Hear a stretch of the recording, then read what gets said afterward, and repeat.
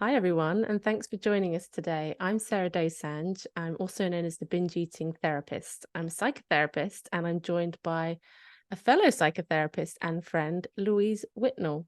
Hi, Louise. Hello. And Louise also goes by the menopause therapist. So, how have you become the menopause therapist, Louise? Well, Sarah, I've worked very closely with women for over 20 years from all walks of life and age groups. And over those years, I've noticed a pattern emerging. And as women reached a certain age, they entered perimenopause, moved into menopause and postmenopausal stages. So although these women were unique, they also experienced similarities with each other. And this is really what developed. It developed out of my working with women, which is my love. And it's, the rest is history, really. Yeah. And obviously, as a therapist, you're working with people. If they're coming to you with menopausal symptoms, it's because they're struggling in some way. And I think there's a kind of an idea out there. We're supposed to just breeze through this menopause thing. Yeah, you might get a few hot flashes and then you come out the other side of it and that's it. The only thing that's changed is your periods have stopped. But I'm guessing that is not what you're seeing.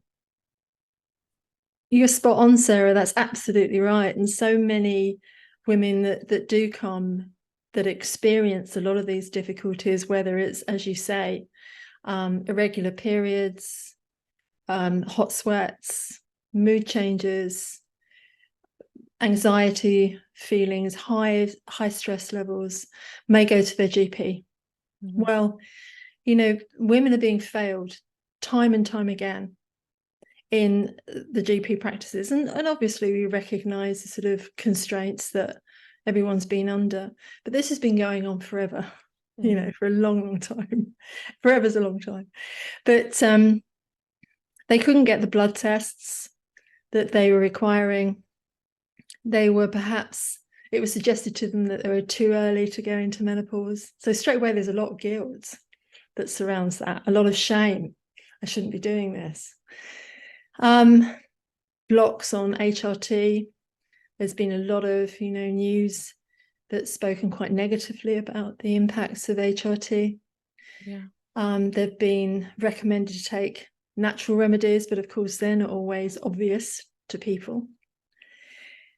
And the other thing is that doctors often saw this as a mental condition, so they were looking at prescribing antidepressants. So many women came back to me saying, well, I've been put on this course of antidepressants. I'm not quite sure if I should be taking them or not. And so we sort of started a program on really looking at menopause and how it was materializing in their own lives, how it was affecting their day-to-day life, how they experience life before menopause and during menopause. When you're talking, I just had a memory come back. I can remember my mum used to call menopause, and I think my nan as well, they used to call it the change. And I feel like that's just a really significant, when you're describing it in the way that you are, everything's changing, your body's changing, your mood's changing, your hormones are changing. And that changes how we experience ourselves, right? And I'm guessing that, well, I'm going to ask you rather than guess. How are you supporting people through that? What is it that you think people need in order to get through the change? Yeah. It's strange because you saying about your mother talking about the change. It certainly is. It really is a change. It's a change, whether we think about it psychologically, biologically, or spiritually. And those are the 3 points that we look at in these groups. Whereas my mother, for instance, felt that she never went through menopause, and that's the other side of it as well. There are so many mothers of people of my age whose mothers might say, "Oh, we didn't experience it." But change is afoot, and change does happen. It's a fact that women's bodies do change. And for women, it's a summons into the unknown. The terrain changes, and yet a woman's GPS is sort of set to know life as she always has. And it's then difficult for her to re-navigate. What does a woman do when her GPS breaks down. Yeah. So I think what helps is actually talking to other women, being in a therapeutic environment supports and encourages the very real changes that women experience. The fluctuations in hormone levels, the ovarian levels change, low estrogen levels. So it affects a woman in all sorts of ways. And although change can be quite revolutionary, it can be an exciting thing. It does provoke at the same time lots of negative feelings and real negative experiences. A woman becomes estranged from her own body. Mm-hmm. It's tough. But you mentioned like there's 3 points here to address: the biological, the psychological / emotional, kind of lumping them together, and then spiritual. And I'm thinking there aren't professional practitioners out there that are qualified to work with all of those things, right? So people are going to different places for different things. So I know obviously you're not a medical doctor, but from a biological perspective, from what you've seen, what advice would you give to people who need, like, what is the best thing they can do for themselves from a biology perspective? I think, first of all, recognize that the change is real, that the menopause is something that happens to them biologically, that with change often comes perhaps we can move on to speak about the ego, I don't know, but the ego, typically the part of ourselves that understands who we are on a day-to-day level, resists change. I think what is always useful for women to do during this time of perimenopause is to keep a diary. It's useful to have an idea about what the changes are and when they occur. So we may be used to being premenstrual. We may be able to navigate that, to put that in the calendar and sort of think, okay, my period's due in 2 weeks, and that's why I'm feeling a bit groggy, tired, or craving certain things. So perimenopausal is pretty much the same. We can have if we diarize some of this stuff and have an idea of when we're getting night sweats, if we're feeling anxious, if we're feeling forgetful, we can note all of these times so that when we go to the GP, we have it diarized. We've got something concrete, if you like, to present. We could ask for blood tests. They may not like it, but we could insist upon it. We could ask for HRT or talk to somebody to discuss it. So those are a few pointers I would first of all suggest. Mm-hmm. On a natural remedy suggestion, I would say, because flaxseed is one of the only things that creates estrogen. So it doesn't hurt to have a bit of flaxseed in the diet. But we'll be discussing all of this as well. Yeah.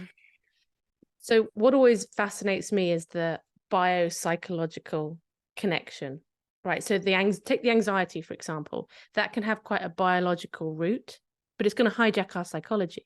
And actually how we look after ourselves, psychology, can then help with the biological changes that are creating the anxiety.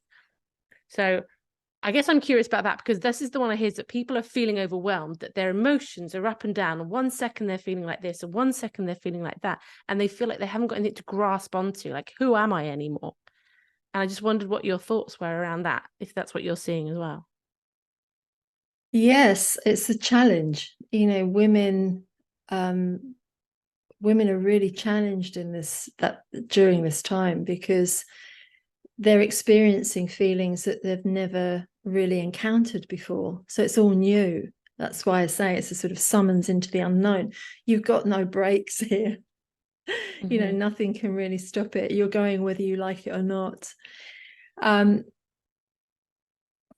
Psychologically, I think that it can trigger past trauma, in that if we felt that we weren't good enough in the past, or our sisters were always better than us, or our mothers never had menopause, or not that these are particularly traumatic, but there are other things in our lives that can be triggered as a result of entering menopause, because during trauma, there's a lot of feeling out of control. There's a lot of sense of fear that underlines it, because you're not in control, because everything does feel out of control, because you feel afraid or vulnerable. And that's just how it can feel in menopause. You can feel incredibly vulnerable, not feeling yourself, that the person that you've got to.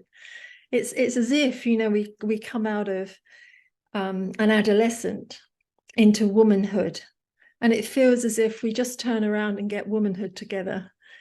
And then we enter this other phase again, which is completely new to us. So trying to find balance, where, as you so rightly describe, this up and down and topsy-turvy world that we find ourselves in, finding that compass can be incredibly difficult. It does help to know that other women are experiencing the same thing. It does help to discuss these things, to have a voice, and to hear other people talking and registering the same thing. Sorry, Sarah. No, I was thinking then, I was thinking of feeling like unanchored. You're going up and down, you're going up and down. But I think when you've got those spaces, and I know we're going to talk a little bit about the groups that you're running for this, but like the idea of having the space, that can be your anchor. Like a group, a therapy group, a support group even, but a therapist, we're going to say have a therapy group. That can be your anchor. Like that can be where you come back to yourself. And because I run groups as well, I think one of the most powerful things with groups is that when we see our own experience in another, we can learn so much about ourselves, because it's much harder to get clarity when we're looking at ourselves. But when we see others feeling the same things, having the same thoughts, I see people really shifting with that. And that's why I think it's quite exciting that you're bringing these groups together. Yeah, again, you're right. We see it in our individual sessions, but when you're working in a group, there are other people you almost collaborate with. You're working together, even though your own story will be unique. There, as you say, things get mirrored to you, and suddenly it's as if you see them for the first time. It sets you free. It's a bit like shining a torch into a dark corner. Oh yeah, I get it. And that's where the understanding can come. And when I talk about self-compassion, I guess that's what I'm talking about. A sense of, oh, okay, I can be kind to myself. I can empathize. I can have that sense of other people get me. Yeah. I'm not going crazy. Yeah, this is not a mind over matter thing. And I think people put this pressure on themselves, especially women, people conditioned as women, there's this pressure on themselves to be showing up a certain way, behaving a certain way. I did want to just look back, because you mentioned ego, and I was curious about that, because I don't think I've ever heard anybody talk about the ego and menopause. What do you mean by the ego first? Because that's a word that can be thrown around, like, oh, they have a big ego, right? So I think to clarify what you mean by ego. Yeah. Okay. Well, when I talk about the ego, I'm talking about the part of ourselves, the conscious part of ourselves that we understand to be who we are in our daily lives. So how we interact with others, how we respond to our children, how we get on with our workday, all of those sorts of things. We have a sense of who we are. As we enter the perimenopausal stage and things start to change, as you spoke about, and shift, and moods start to go up and down, and there's this real unanchoring, then it's the ego digs its heels in, and because it didn't script the change itself, says we ain't going anywhere. We want to stay here. And so it can, if we're not careful, or if we're not alert to it, I guess, we can get into some behaviours that try to roll back the time, or to keep it the same. And these sort of behaviours can be overeating, can be over drinking, it can be promiscuity, over shopping, lots and lots of things that might work as defences against change. What I'm hearing with what you're saying is, are you talking about resistance then? Yes. Absolutely. Yeah. The ego will resist at all cost. It will resist change. As I say, if it didn't script it itself. And these actions are all about not going forward and progressing life. It stumps the growth, if you like. It stumps our evolving,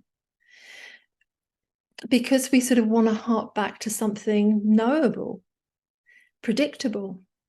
Mm-hmm. We want to find our feet on firm ground again. This sort of unanchoring that you talk about. We're just sort of feeling tossed around. We can't feel any sense of self, if you like, as the familiar sense of the ego self, if you like. So we keep trying to get back to it, and also the increased stress levels that we get during that time is sometimes helped by certain things. We can't deny the fact that somebody might pick the kids up from school, for instance, and go home, want a glass of wine. Mm-hmm. Well, the stress levels are through the roof. They want to bring it all down. They want to feel normal. They want to be able to get the tea on and just interact normally with life. And sometimes they feel if they can have something to drink and bring their stress levels down a bit, it helps. Mm-hmm. In actual fact, it doesn't. It can turn into a habit. And I think lots of women that have been to see me speak about this habit. It can turn into a bottle, can turn into 2 bottles. It's a very slippery road that you can go down. So would that be like self-medicating, or is that not quite the right term? I don't think it's seen particularly as self-medicating. Alcohol acts on that. It doesn't the next day, of course, because it's a depressant, and the stress levels build again the next day. And as a result of over drinking, you certainly feel more stress the next day. It's certainly built up in the body. Maybe more like a coping mechanism then.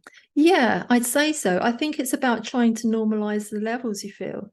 All of this stuff, I think, is about trying to normalize something, because of the change, you feel so destabilized and unnormal, if I can use that word, to what you normally feel.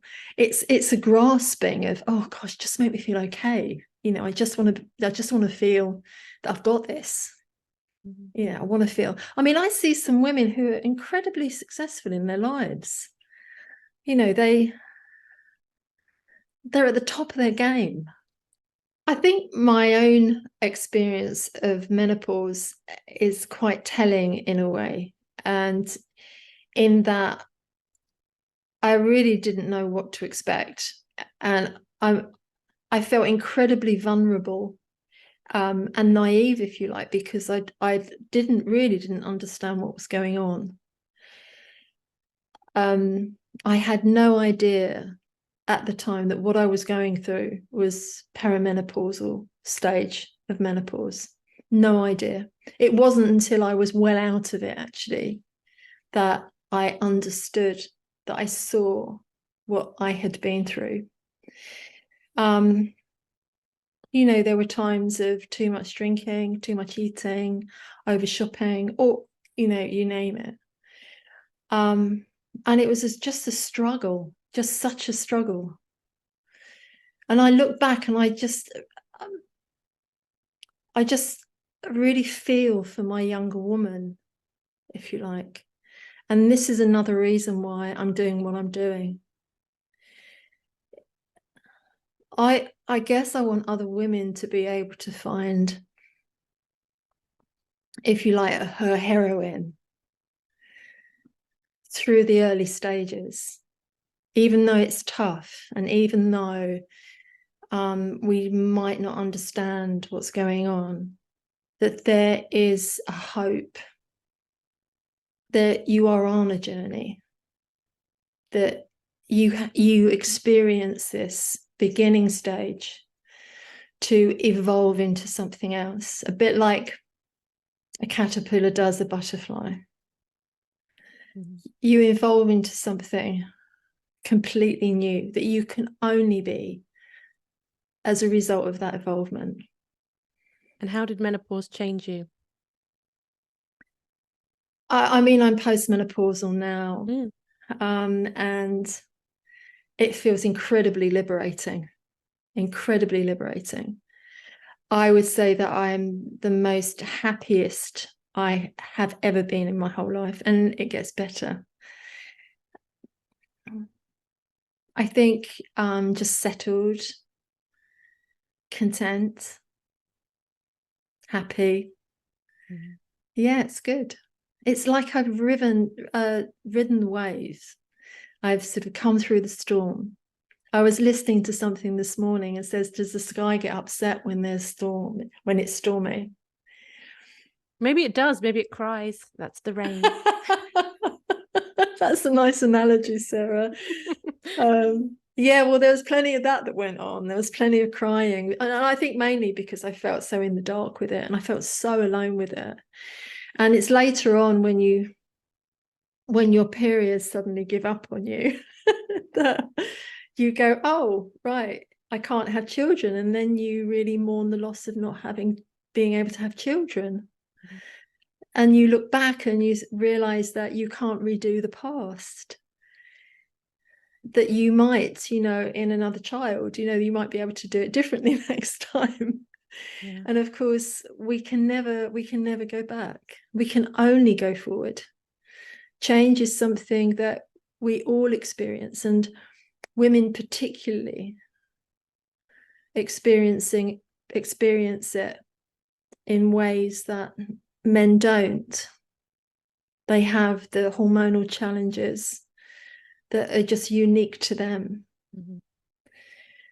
I guess that's why I have so much respect for them, because I experienced it. And I came out the other side, but I just feel for women who have a tough time of it as well, Yeah. So you're starting some therapy groups for people who are perimenopausal, menopausal, or postmenopausal. Yes, correct. If anyone relates to any of the things that you're talking about here, that they could be a good candidate for your group. And the groups are the Heroines Journey, is that right? Yeah, the Heroines Journey. Tell me about the name. Well, it had to be, didn't it, Sarah? It just had to be for me, because women are heroine-like, and there is something about claiming your heroine that it's so, because it is so liberating. The story, I guess, the patterns I saw were not unlike the hero's journey, in that the men usually find their hero after a long quest. And for women, it's the same. It's like a quest for her heroine. And that's the journey she's on. It just feels like that for me. It feels like the beginning of a journey. And that's why groups work so well, I think, because it's a journey that all these women are on. Any one time in the UK, there are 13 million women experiencing some form of menopause or other. I mean, that's one hell of a group. So, our groups are only going to be 7. So it gives everyone an opportunity to share, and also to connect, and feel part of something bigger. Feel part of something bigger than just their experience, that they are on a journey to something great, something wonderful, something liberated. The existential feelings that we might get, the profound spiritual questioning that we might have, all of those things are really come to the fore, I think, for women going through menopause. And to not go through it would mean that some of these things are missed out on. So, yeah. And the groups are online, so people can be anywhere to join the group? Absolutely. Even outside of the UK? You taking international applicants? Yeah, I mean, I always have. I work with people all over the world anyway. So, and I have done for some time. And I think after COVID, actually, people got very used to working online. So people are familiar with it. And even if I see people in person now, they'll sometimes say, oh, I'm in a meeting. Is it possible that we could meet online? And yeah, so it's very versatile. It's very easy for people. And people can connect, like we are today. Yeah. We may be at quite a distance, but, we have a connection, which is lovely. Yeah, we're quite a distance away right now, aren't we? So just for the benefit of the viewer, Louise is in the next room. She's literally through that wall because it's easier to record an interview this way than for us to be sitting in the same room together as we've only got one camera. So yeah, I'll be seeing you in a minute. Yeah, that's right. Put the kettle on. Yeah. We will pop some details in the description below of how people can join the group, a little bit more information about the group. What would you say to somebody who's thinking, oh, I'd quite like to join the group, but I'm not sure it's for me? Yeah, well, there's an application process anyway. And that application process includes a chat. So we'd have a one-to-one chat. And what I will say as well, before all of the group sessions, I will be having a 20-minute session with each member, weekly, if that makes sense. Yeah. So there's a bit of one-on-one support included in the group. Absolutely. Yeah, that would be good, just so that I can pick up on where people are and how they're finding it. So again, that's another anchor, I guess, Sarah. There's that too. So just please just sort of send an email. You've got my personal email in there. Please send me an email. Let's talk about it. Let's talk. Let's talk. Time for talking, yeah. And tea. And so this is the first video on your YouTube channel. So what can people expect from your YouTube channel, Louise? Well, what I am going to be posting in meditations, I spoke earlier on about stress levels and how they affect our body. Meditation, I've practiced meditation for many years. I'm a huge believer in it. It reduces stress levels. Don't take my word for it. Check out the science. It's all there. It's great for our chromosomes. It's great for everything like that. But it creates such a sense of balance in our lives. So I'll be putting meditations on there. I'll be writing some papers on the endocrine system, menopause and trauma, HRT, and natural remedies. So there'll be a whole pile of things that people can grab off the website. Mm-hmm. And in terms of YouTube, who knows? Watch this space, Sarah. Brilliant. I'll see you on YouTube. Okay. Well, thanks, Louise. Thanks for sharing all your wisdom and knowledge on this, and just your compassion and passion. I really appreciate that. Thank you, Sarah. Thanks a lot. See you soon. See you soon. Very soon. Bye.